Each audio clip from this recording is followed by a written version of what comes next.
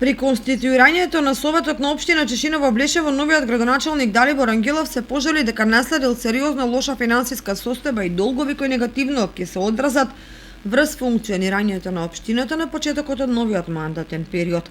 Вкупниот финансиски минус по повеќе основи, според првичните анализи, надминува 34 милиони денари, што е голем износ за мала општина како Чешиново Блешевската.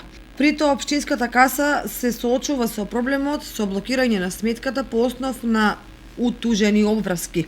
Како што стојат работите, ќе бидат неопходни детални анализи на обврските и правење стратегија за решавање на истите. Поедини биле проблематични, што значи дека ќе треба да се утврдуваат евентуалните пропусти и да се проценуваат последиците. Односно, како што праша еден од советниците, дали се работи за капитални инвестиции, од кои граѓаните имаат бенефит, или пак се нереални инвестиции што предизвикуваат долгорочни штети.